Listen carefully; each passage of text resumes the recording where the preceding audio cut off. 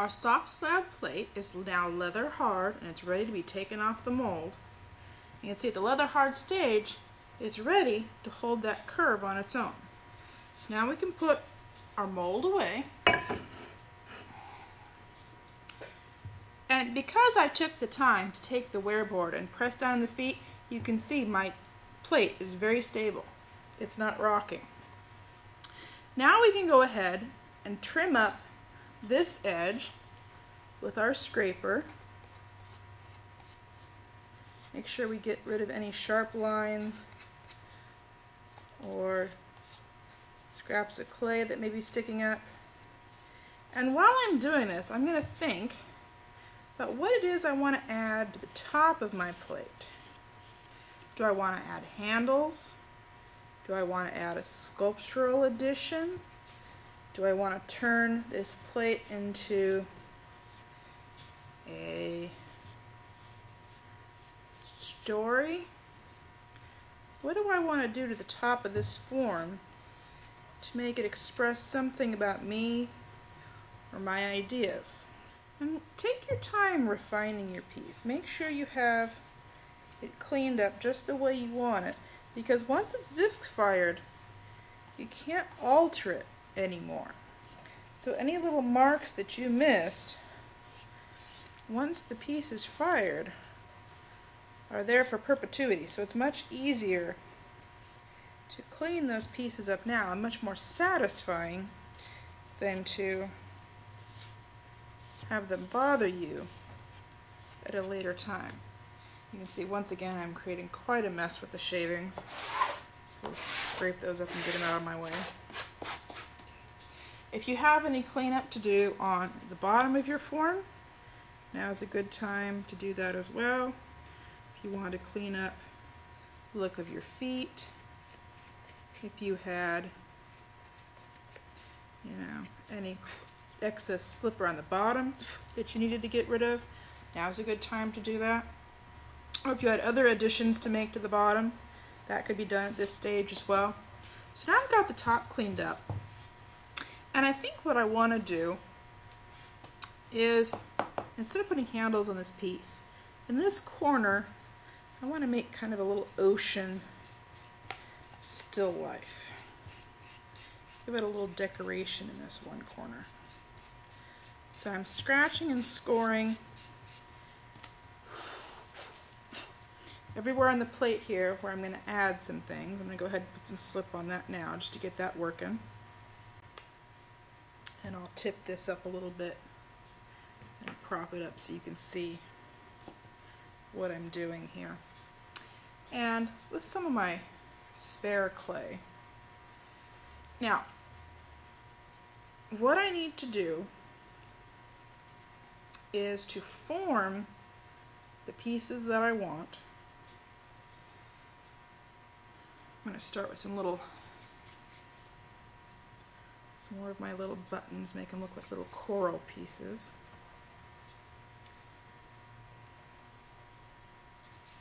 Maybe some different sizes, some different shapes.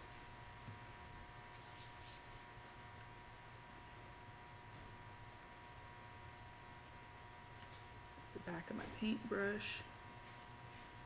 Press those in there like I want. Give them the other texture that I want them to have. And what you decide to add to your piece is a very personal decision. Make sure that your piece says something about you. I'm going to kind of mimic brain coral kind of stuff with some of these little coils.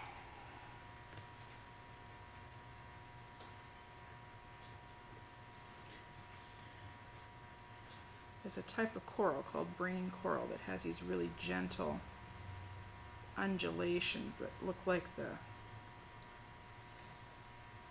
lobes of a brain, and we're gonna add those in there.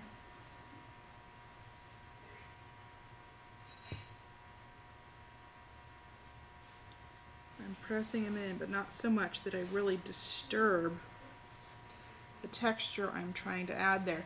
Now I'm going to have to be very careful that I dry this very slowly and very carefully, because I am adding wet clay to leather hard clay. So we're going to want to make sure that we're not going to create a shrinkage problem. I'm going to make some little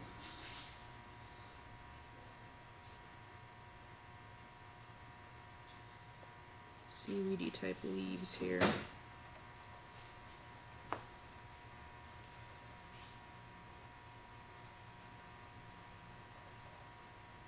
And add these in. And your texture can come up above the pot as well. I'm going to add some little tentacly kind of things here. And I'm working on a very abstract sort of thing here. I'm not going for something terribly realistic. You may have to add more slip as you go, and that's perfectly all right as well.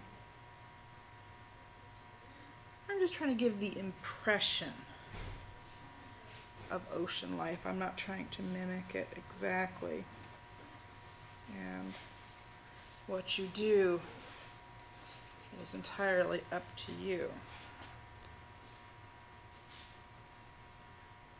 Now I'll also have to be very careful once this piece is dry, when I'm going to refine it, that I don't knock off these little pieces that I've carefully crafted here. If you need to get a tool in there to push them down, that's all right. And whatever form you choose is up to you. I just wanted to give you an option of showing you how more sculptural forms can be created, not just sculptural elements as well.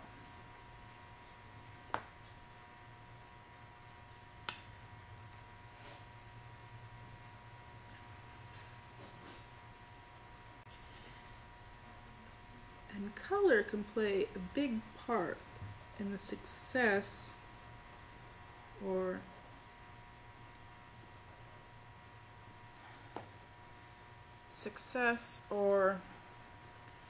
I don't want to say failure, because no piece is a failure. They're simply a learning experience. But some pieces we can look at, and according to our own criteria, we can say they're more or less successful than other pieces we've made. Although every attempt you make, even if you make a mistake, or the piece falls apart, you've learned something from that process.